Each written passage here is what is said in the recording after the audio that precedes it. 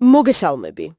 დღეს საინტერესო მასალა გვაქვს, შენ მოგვაწოდე, ბავშვებში გაჯეტებზე დამოკიდებულების მართვაზე. კი ბატონო. საკმაოდ ვრცელია სტატიებიც, კვლევებიც და თემაც დამეთანხმები ბევრი ოჯახისთვის ნაცნობი და ცოტა მტკივნეულიც კია. ნამდვილად. ხო და ჩვენი მიზანია აი ამ წყაროებიდან გამოვწუროთ ყველაზე მთავარი. პრაქტიკული სტრატეგიები.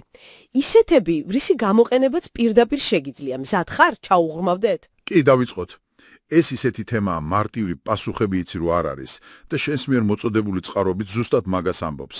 კომპლექსური მიდგომაა საჭირო, თანმიმდევრული. ანუ არა შავ-თეთრი. ხო. და საინტერესოა, რომ მთავარი აქცენტი არა უბრალოდ რაღაც აგრძალვებზე კეთდება, არამედ ჯანსაღი ბალანსის პოვნაზე, პოზიტიური ალტერნატივების შექმნაზე. ეს არა ტექნოლოგიებთან ბრძოლა, უფრო მათი გონივრულად ჩართვა ცხოვრებაში. გასაგებია. მაშ ასე დავიწყოთ. თითქმის ყველა წყარო ამბობს, რომ მკაფიო წესები და დროის ლიმიტები აუცილებელია. კი, ეს საფუძველია თითქოს. მაგალითად, კონკრეტული ეკრანის დრო, ვთქვათ, გაკვეთილების მერე, ან რამე ვალდებულების შესრულების შემდეგ. ზოგი იმასაც ამბობს, რომ ეს დრო ჯილდო უნდა იყოს და არა რაღაც გარანტირებული უფლება. რატომა ეს სტრუქტურა ასეთი მნიშვნელოვანი, რას ამბობენ? წყაროების მიხედვით იცით, თანმიმდევრული წესები ბავშვს პროგნოზირებად გარემოს უქმნის. მან იცის რას ელოდოს. ანუ ნაკლები ქაოსი და კამათი. ხო, ზუსტად. ამცირებს შფოთვას და მუდმივი ვაჭრობის საჭიროებას. მაგრამ აქ ერთი საინტერესო ნიუანსიც არის. მარტო დროის შეზღუდვაზე არაა საუბარი. არამედ იმაზეც, თუ რაში ხარჯავს ამ დროს ბავშვი.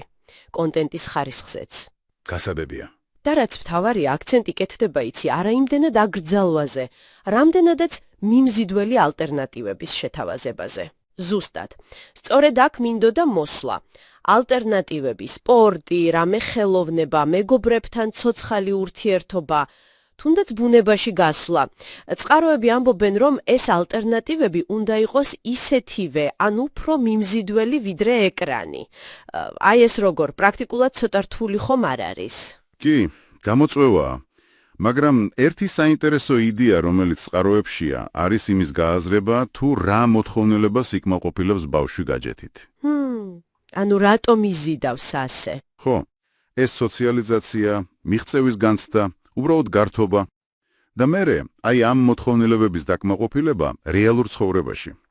მაგალითად, თუ ბავშვს თამაშებში გუნდური მუშაობა მოსწონს, იქნებ სპორტული გუნდი ან რამე კლუბი იყოს კარგი ალტერნატივა. ლოგიკურია. ასევე ძალიან დიდ მნიშვნელობას ანიჭებენ ბავშვის ჩართულობას წესების შემუშავებაში. ანუ არა დირექტივა ზემოდან. ერთ-ერთი წყარო პირდაპირ გთავაზობს ოჯახური ტექნოლოგიური შეთანხმების ფორმასაც კი, სადაც ოჯახის ყველა წევრი ბავშვის ჩათვლით თანხმდება.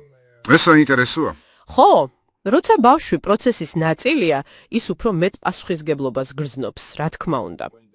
კი ეს ნამდვილად ლოგიკურია. და აქ მივდივართ კიდევ ერთ, ჩემი აზრით უმნიშვნელოვანეს პუნქტამდე, რომელსაც მგონი ყველა წყარო ახსენებს.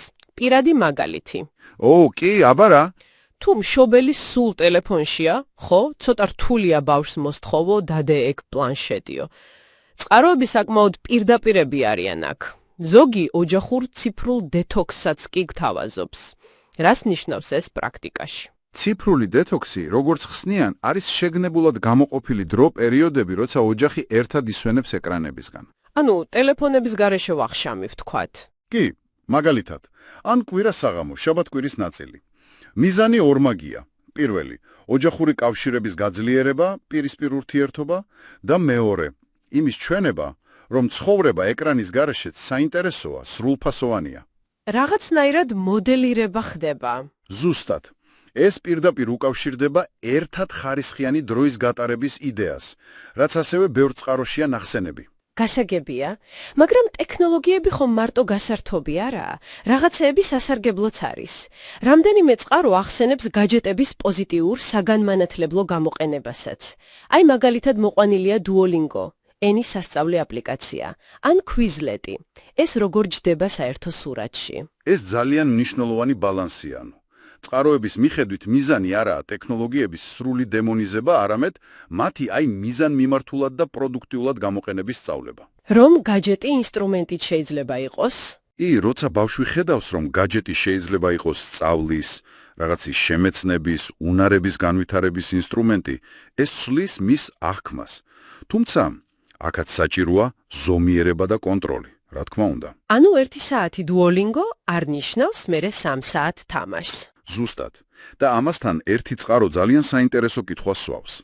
ხომ არ ღირს ბავშვთან ერთად იმაზე საუბარი, თუ რატომ არის ზოგიერთი თამაში ან აპლიკაცია ასეთი ჩამთრევი? საინტერესო კითხვაა, რას გულისხმობს წყარო, ანუ რატომ გვითრევს? წყაროები აღნიშნავენ, რომ ბევრი თამაშის და სოციალური მედიის დიზაინი ეს სპეციალურ ფსიქოლოგიურ მექანიზმებს იყენებს. აჰა. ყურადღების მისაპყრობად და შესანარჩუნებლად მაგალითად, არაპროგნოზირებადი ჯილდოები, რაღაც სოციალური ზეწოლის მომენტები, მუდმივი სიახლეების ნაკადი. ანუ სპეციალურად კეთდება, რომ მოგვაჯაჭოს.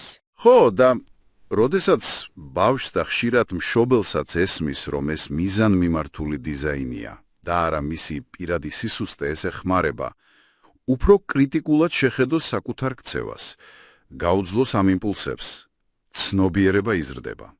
გასაგებია, ეს მნიშვნელოვანია. და ბოლოს, რა ხდება თუ სიტუაცია მართლა სერიოზულია? აი ეს სტრატეგიები ვცადეთ, მაგრამ არ შველის. წყაროები პროფესიონალურ დახმარებასაც ახსენებენ. დიახ.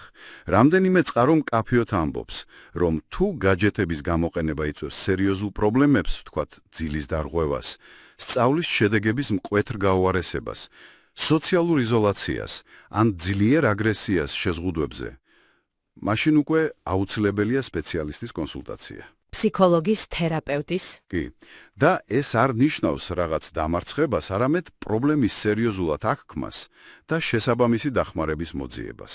გასაგებია. მაშასე, შევაჯამოთ შენთვის. ძირითადი იდეები, რაც ამ მასალიდან გამოიკვეთა არის, ესე იგი თანმიმდევრული სტრუქტურა და წესები. კი ბატონო. მიმზიდველი ალტერნატივების შექმნა, რომელიც ბავშვის რეალურ საჭიროებებს პასუხობს. ხო, ღია კომუნიკაცია და ბავშვის ჩართულობა წესების შექმნაში. პირადი მაგალითის უდიდესი ძალა და ოჯახთან ერთად გატარებული ხარისხიანი, ეკრანისგან თავისუფალი დრო. ტექნოლოგიების პოზიტიური პოტენციალის გამოყენება და იმის გაცნობიერება, თუ როგორ მუშაობს ეს ჩამთრევი დიზაინი. მოკლედ ბევრი კომპონენტია. ნამდვილად. პროცესია და არა ერთჯერადი აქცია. კი, და ბოლოს ერთი საფიქრალი მინდა დაგიტოვო შენთვის. იქნებ პირველი ნაბიჯი იყოს არა იმდენად იმაზე ფიქრი თუ რამდენ ხანს შეუზღუდოთ ეკრანი, არამედ იმაზე დაფიქრება თუ რა სახის პოზიტიური აქტივობებით და ურთიერთობებით გინდა ამ დროის ჩანაცვლება. საინტერესო კუთხეა. რომელი აქტივობა გაამდიდრებს შენი შვილის ცხოვრებას რეალურად და გააძლიერებს თქვენს კავშირს? აი წყაროებში ნახსენები პრაქტიკული რაღაცეები, ოჯახური შეთანხმების შაბლონი ან დროის მართვის ცხრილი, შესაძლოა კარგი საწყისი წერტილი იყოს. დაფიქრდი, ამ მრავალფეროვანი სტრატეგიებიდან რომელი რეზონირებს ყველაზე მეტად შენს კონკრეტულ სიტუაციასთან